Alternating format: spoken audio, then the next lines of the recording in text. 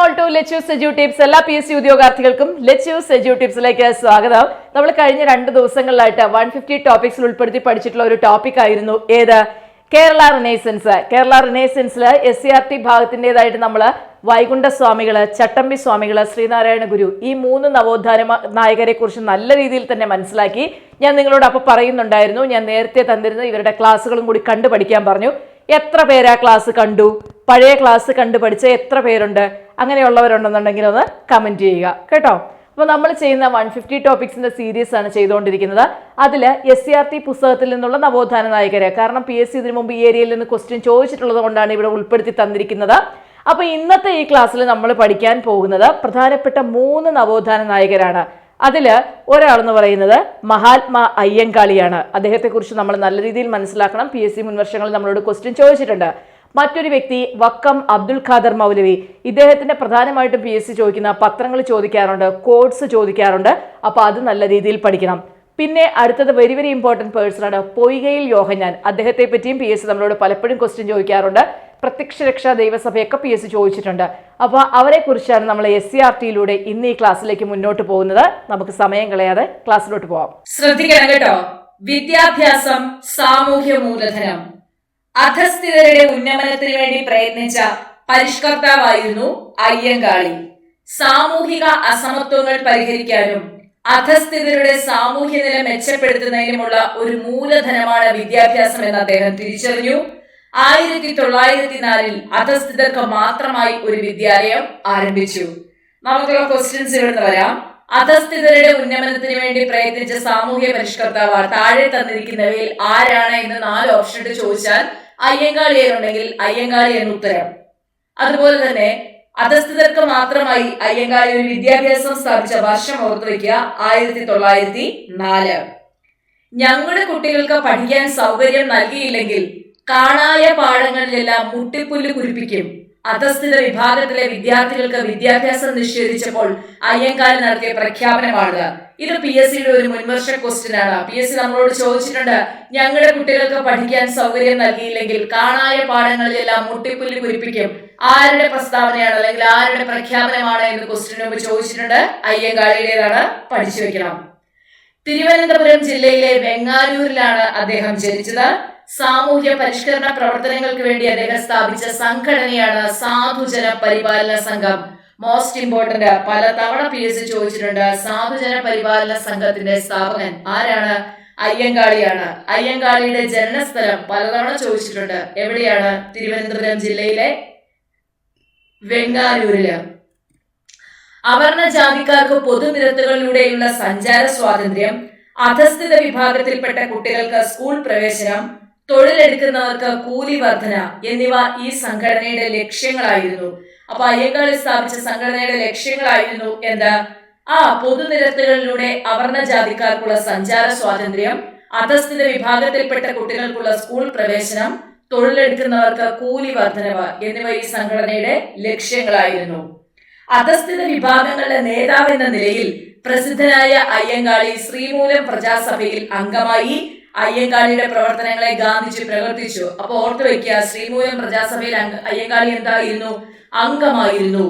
Next, വില്ലുവണ്ടിയിലെ ചരിത്രയാത്ര. ഇപ്പോഴും PSC ചോദിക്കുന്ന ഒരു ക്വസ്റ്റ്യൻ ആണ് കേട്ടോ. വില്ലുവണ്ടി യാത്ര നടന്ന വർഷം 1893. 1893 വെങ്ങാനൂരിലെ പൊതുവഴിയിലൂടെ ഒരു വില്ലുവണ്ടിയിൽ യാത്ര ചെയ്ത അയ്യങ്കാളി സാമൂഹ്യ വിലക്കുകളെ ലംഘിച്ചു. അധസ്ഥിതരുടെ സഞ്ചാര സ്വാതന്ത്ര്യത്തിന് തുടക്കം കുറിച്ച അയ്യങ്കാളി തിരുവിതാംകൂറിലെ മുഖ്യ നിരത്തുകളിലൂടെ വില്ലുവണ്ടിയിൽ സഞ്ചരിച്ച ചരിത്രം സൃഷ്ടിച്ചു. അപ്പൊ ഓർത്തു വയ്ക്കുക, 1893 വെങ്ങാനൂരിലെ പൊതുവഴിയിലൂടെ ഒരു വില്ലുവണ്ടിയിൽ യാത്ര ചെയ്ത സാമൂഹ്യ വിലക്കുകളെ ലംഘിച്ച ചരിത്ര നായകനാണ് ആര്? അയ്യങ്കാളി. പഠിക്കണം കേട്ടോ ഇത്. കല്ലുമാല സമരം. അധസ്ഥിത വിഭാഗത്തിൽപ്പെട്ട സ്ത്രീകൾ കല്ലുമാല ആഭരണമായി ധരിക്കുന്നവരായിരുന്നു. കീഴായ്മയുടെ ചിഹ്നമായ കല്ലുമാല വലിച്ചെറിയാൻ അയ്യങ്കാളി അവരോട് അഭ്യർത്ഥിച്ചു. അങ്ങനെ അവർ വലിച്ചെറിഞ്ഞ കല്ലുമാലകൾ 4-5 അടി ഉയരത്തിൽ കുമിഞ്ഞുകൂടി. അപ്പൊ കല്ലുമാല സമരത്തിന് നേതൃത്വം നൽകിയത് PSC ചോദിക്കാം. വെങ്ങാനൂരിലെ വില്ലുവണ്ടി യാത്ര നയിച്ചത് ആരാണെന്ന് ചോദിക്കാം. അതുപോലെ തന്നെ അയ്യങ്കാളി അധസ്ഥിതർക്ക് വേണ്ടി ആദ്യമായി സ്കൂൾ സ്ഥാപിച്ച വർഷം ചോദിക്കാം. അല്ലെ? അതുപോലെ സാധുജന പരിപാലന സംഘം സ്ഥാപിച്ചത് ചോദിക്കാം. ശ്രീമൂലം പ്രജാസഭയിൽ അങ്ങേങ്കാളി അംഗമായിരുന്നു എന്ന് ഓർക്കുക. പിന്നെ കാണായ പാഠങ്ങളിലെല്ലാം മുട്ടിപ്പുല്ല് കിളുക്കുമെന്ന് പറഞ്ഞ അദ്ദേഹത്തിന്റെ പ്രഖ്യാപനം ഓർക്കുക. ഇതിൽ നിന്നൊക്കെ PSC ക്വസ്റ്റ്യൻ ചോദിച്ചിട്ടുണ്ട്. ഇനിയും നമുക്ക് പ്രതീക്ഷിക്കാവുന്നതാണ്. ഇനി അടുത്ത വ്യക്തിയെ പഠിക്കാം. അതാണ് വക്കം അബ്ദുൽ ഖാദർ മൗലവി. ഇവിടെയും കുറച്ച് കോഡ്സ് ഉണ്ട്, പഠിക്കണം.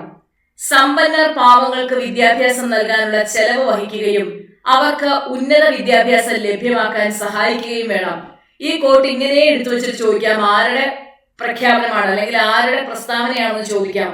സമ്പന്നർ പാവങ്ങൾക്ക് വിദ്യാഭ്യാസം നൽകാനുള്ള ചെലവ് വഹിക്കുക, അവർക്ക് ഉന്നത വിദ്യാഭ്യാസം ലഭ്യമാക്കാൻ സഹായിക്കുകയും വേണം എന്നത് വക്കം അബ്ദുൽ ഖാദർ മൗലവിയുടെ തൂലികയിലൂടെ വന്നതാണ്. മതവിദ്യാഭ്യാസത്തോടൊപ്പം ഭൗതിക വിദ്യാഭ്യാസവും നേടിയെങ്കിലേ മനുഷ്യ പുരോഗതി സാധ്യമാക്കുകയുള്ളൂ എന്ന് പറഞ്ഞതും വക്കം അബ്ദുൽ ഖാദർ മൗലവിയാണ്. ഇമ്പോർട്ടന്റ് ആണ് കേട്ടോ.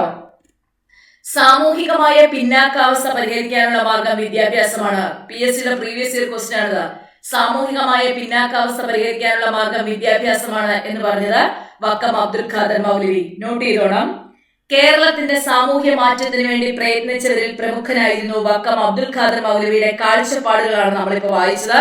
ഇനി അദ്ദേഹം പറഞ്ഞ അദ്ദേഹം പോരാടിയത് അന്ധവിശ്വാസങ്ങൾക്കെതിരെ പോരാടി, ഇംഗ്ലീഷ് വിദ്യാഭ്യാസം പ്രോത്സാഹിപ്പിച്ചു, സ്ത്രീ വിദ്യാഭ്യാസത്തെ പരിപോഷിപ്പിച്ചു, ശാസ്ത്രം, കല എന്നീ വിഷയങ്ങളിലൂന്നിയ പഠനത്തെ പ്രോത്സാഹിപ്പിച്ചു, വിദ്യാഭ്യാസം പ്രചരിപ്പിക്കുന്നതിന് വേണ്ടി സംഘടനകളെ ബോധവൽക്കരിച്ചു. മക്കളെ, ഇത് പ്രസ്താവനയിട്ട് PSCക്ക് ചോദിക്കാൻ പറ്റിയ ഒരു ഏരിയയാണ്. മസ്റ്റായിട്ടും പഠിക്കണം.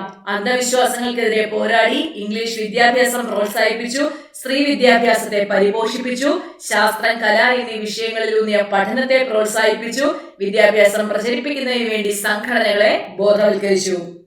മലയാളം, ഉറുദു, അറബിക്, സംസ്കൃതം, പേർഷ്യൻ തുടങ്ങിയ ഭാഷകളിൽ അദ്ദേഹം പാണ്ഡിത്യം നേടിയിരുന്നു.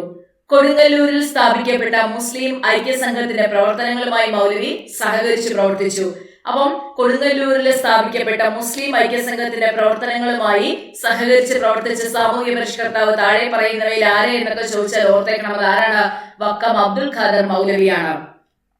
അറിവിന്റെ വെളിച്ചം പകരാൻ മുസ്ലിം, അൽ ഇസ്ലാം എന്നീ മാസികകളും സ്വദേശാഭിമാനി പത്രവും അദ്ദേഹം ആരംഭിച്ചു. മുസ്ലിം, അൽ മുസ്ലിം, സ്വദേശാഭിമാനി, ഇത് മൂന്ന് മോസ്റ്റ് ഇമ്പോർട്ടന്റ് ആണ്. ഇത് മൂന്നും മുൻവർഷ ചോദ്യങ്ങളിൽ കണ്ടിട്ടുമുണ്ട്, അതുകൊണ്ട് ഇത് പഠിക്കണം.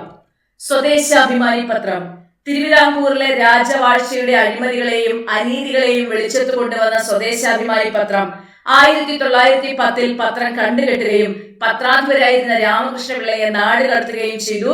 പ്രസ് മടക്കി കിട്ടാനുള്ള ശ്രമം നടത്താൻ നിർബന്ധിച്ചപ്പോൾ എന്റെ പത്രാധിപരെ കൂടാതെ എനിക്ക് പത്രം എന്തിന്, അച്ചുകൂടം എന്തിന് എന്ന നിലപാടാണ് സ്വദേശാഭിമാനി പത്രത്തിന്റെ സ്ഥാപകനായ വക്കം അബ്ദുൽ ഖാദർ മൗലവി സ്വീകരിച്ചത്. ഈ ഒരു പ്രസ്താവനയിലെ ഇത് PSC ഇതിനു മുമ്പ് നമ്മളോട് ചോദിച്ചിട്ടുണ്ട് കേട്ടോ. അപ്പൊ ഓർത്തു വയ്ക്കുക, തിരുവിതാംകൂറിലെ രാജവാഴ്ചയുടെ അഴിമതികളെയും അനീതികളെയും വെളിച്ചത്തുകൊണ്ടുള്ള പത്രം സ്വദേശാഭിമാനി പത്രം. സ്വദേശാഭിമാനി പത്രം കണ്ടുകെട്ടിയ വർഷം 1910. അപ്പൊ സ്വദേശാഭിമാനി പത്രത്തിന്റെ പത്രാധിപരായിരുന്ന രാമകൃഷ്ണപിള്ളയാണ് നാട് കടത്തിയത്. അപ്പൊ രാമകൃഷ്ണപിള്ളയെ നാട് കടത്തിയപ്പോ പ്രസ് മടക്കി കിട്ടാനുള്ള ശ്രമം നടത്താൻ നിർബന്ധിച്ചപ്പോൾ വക്കം അബ്ദുൽ ഖാദർ മൗലവി സ്വീകരിച്ച നിലപാടാണ് എന്റെ പത്രാധിപരെ കൂടാതെ എനിക്ക് പത്രം എന്തിന്, അച്ചുകൂടം എന്തിന് എന്ന നിലപാടാണ് അദ്ദേഹം സ്വീകരിക്കുകയുണ്ടായത്. അടുത്തത് പ്രതിഷേധം പാട്ടിലൂടെ. കാണുന്നില്ലോരക്ഷരവും എന്റെ വംശത്തെ പറ്റി, കാണുന്നുണ്ട് അനേക വംശത്തിൻ ചരിത്രങ്ങൾ. ഇത് ആരുടേതാണ്? നമ്മുടെ പൊയ്കയിൽ കുമാരഗുരുദേവന്റേതാണ്. മുൻപിതാക്കൾക്ക് വന്ന ദുഃഖവാർത്തകൾ കേൾപ്പിൻ, കാളകൾ പോത്തുകൾക്കും ഇണയായി കൂട്ടിക്കെട്ടി നിലങ്ങളിൽ ഉഴുതിടുന്നു. ഭക്ഷണം കിട്ടുന്നില്ല, വേലക്കൂലികൾ ഓർത്താൽ ഒട്ടും സഹിപ്പതില്ല. ഒരു ജനതയുടെ അടിമാനുഭവങ്ങളും ദുരിതങ്ങളും സങ്കടങ്ങളും അമർഷങ്ങളും ഉൾക്കൊള്ളിച്ചിരിക്കുന്ന ഇത്തരം പാട്ടുകളിലൂടെയും പ്രഭാഷണങ്ങളിലൂടെയുമാണ് പൊയ്കയിൽ ശ്രീ കുമാരഗുരുദേവൻ തന്റെ ആശയങ്ങൾ പ്രചരിപ്പിച്ചത്. ഈ പാട്ടൊന്നും ബൈഹാർട്ട് ചെയ്യണ്ട, മനസ്സിലാക്കി വെച്ചാൽ മതി. പൊയ്കയിൽ ഗുരുദേവനാണ് ഇങ്ങനെ പാട്ടുകളിലൂടെയും പ്രഭാഷണങ്ങളിലൂടെയും ആശയങ്ങൾ പ്രചരിപ്പിച്ചതെന്ന് ഓർക്കുക. അധസ്ഥിത വിഭാഗങ്ങളുടെ സ്വാതന്ത്ര്യത്തിനായി അറിവിനെയും ആത്മീയതയെയും യോജിപ്പിച്ച ഒരു സാമൂഹ്യ പരിഷ്കർത്താവായിരുന്നു പൊയ്കയിൽ ശ്രീ കുമാരഗുരുദേവൻ. തിരുവല്ലയിലെ ഇരവിപേരൂരിലായിരുന്നു അദ്ദേഹം ജനിച്ചത്. PSC ചോദിച്ചിട്ടുണ്ട്, പൊയ്കയിൽ യോഹന്നാന്റെ ജന്മസ്ഥലം എവിടെയാണ്? ഇരവിപേരൂർ. പൊയ്കയിൽ അപ്പച്ചൻ എന്ന പേരിലും അദ്ദേഹം അറിയപ്പെട്ടു, അത് പഠിക്കുക. ജാതി വിവേചനത്തിനും ചൂഷണത്തിനുമെതിരെ ശബ്ദമുയർത്തിയ അദ്ദേഹം മനുഷ്യ സ്നേഹത്തിനും സാഹോദര്യത്തിനും ലോക സമാധാനത്തിനും വേണ്ടി പ്രത്യക്ഷ രക്ഷാ ദൈവസഭ എന്ന സംഘടന രൂപീകരിച്ചു.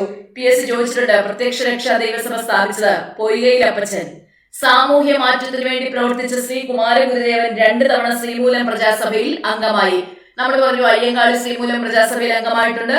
പൊയ്കയിൽ അപ്പച്ചൻ 2 തവണ ശ്രീമൂലം പ്രജാസഭയിൽ അംഗമായി ഇരുന്നിട്ടുണ്ട്. അടുത്തത് യുദ്ധവിരുദ്ധ ജാഥ.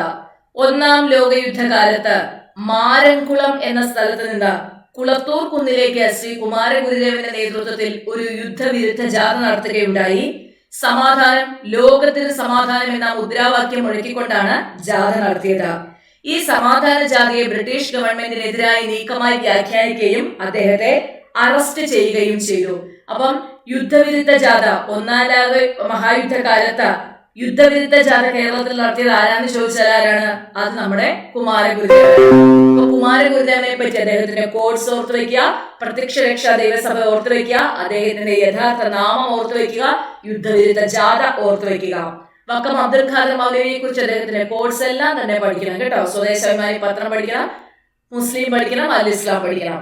കഴിഞ്ഞ ക്ലാസ്സുകളിലായിട്ട് നമ്മൾ പഠിച്ച ചട്ടമ്പി സ്വാമികളും വൈകുണ്ഠ സ്വാമികളും ശ്രീനാരായണ ഗുരുവും അതുപോലെ തന്നെ ഇപ്പൊ മനസ്സിലാക്കിയ പൊയ്കയിൽ യോഹന്നാനും അല്ലെങ്കിൽ പൊയ്കയിൽ ഗുരുദേവനും വക്കം അബ്ദുൽ ഖാദർ മൗലവി മഹാത്മാ അയ്യങ്കാളിയും എല്ലാം PSCയുടെ കേരള റിനൈസൻസ് പാർട്ടിലെ പ്രധാനപ്പെട്ട വ്യക്തികളാണ്. ഇവരിൽ നിന്ന് നല്ല രീതിയിൽ ക്വസ്റ്റ്യൻ ചോദിക്കാറുണ്ട്.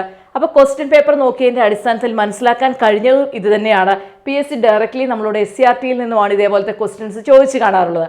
അത്രത്തോളം പ്രാധാന്യത്തോടു കൂടി ഗൗരവത്തോടു കൂടിയിട്ട് വേണം നിങ്ങൾ ഈ ഒരു ക്ലാസ്സിനെ അപ്രോച്ച് ചെയ്യാനും പഠിക്കാനും. പറ്റുമെങ്കിൽ നോട്ട് ഉണ്ടാക്കുക. ഈ ക്ലാസ് കാണുന്നതിൽ എത്ര പേര് കൃത്യമായിട്ട് നോട്ട് ഉണ്ടാക്കി വെക്കുന്നവരുണ്ട് എന്നൊന്ന് പറഞ്ഞാൽ കൊള്ളായിരുന്നു. അപ്പോൾ കൃത്യമായിട്ട് നോട്ട് ഉണ്ടാക്കി വെക്കുന്നവരുണ്ടെങ്കിൽ അത് നിങ്ങൾ പറയുന്നതിനോടൊപ്പം മറ്റുള്ളവർക്കും അതൊരു പ്രചോദനമായിരിക്കും. അതുപോലെ തന്നെ നിങ്ങൾക്ക് സിലബസ് ബേസ്ഡ് ക്ലാസ്സിന് വേണ്ടിയിട്ട് ലെറ്റ്യൂസ് എഡ്യൂടിപ്സിന്റെ ആപ്പിൽ നമ്മൾ LDCയുടെ ക്രാഷ് കോഴ്സ് സ്റ്റാർട്ട് ചെയ്തിട്ടുണ്ട്. LGSന്റെ ക്രാഷ് കോഴ്സിനെ കുറിച്ച് നമുക്ക് ഒരുപാട് എൻക്വയറി ഉണ്ട്. LGSകാരെ നിങ്ങൾക്കുള്ള ക്രാഷ് കോഴ്സ് നമ്മൾ ഏപ്രിൽ 11 സ്റ്റാർട്ട് ചെയ്യുന്നതാണ്. ഇപ്പോൾ LDC ക്രാഷ് കോഴ്സാണ് സ്റ്റാർട്ട് ചെയ്തിരിക്കുന്നത്. സോ ക്ലാസ്സിനെ കുറിച്ച് അറിയണമെങ്കിൽ 6238948911 എന്ന നമ്പറിലേക്ക് വാട്സാപ്പ് മെസ്സേജ് അയച്ച് നിങ്ങൾക്ക് എൻക്വയറി എടുക്കാവുന്നതാണ്. ഓക്കെ, അപ്പോൾ നമുക്കിനി അടുത്ത സെഷനിൽ കാണാം. താങ്ക്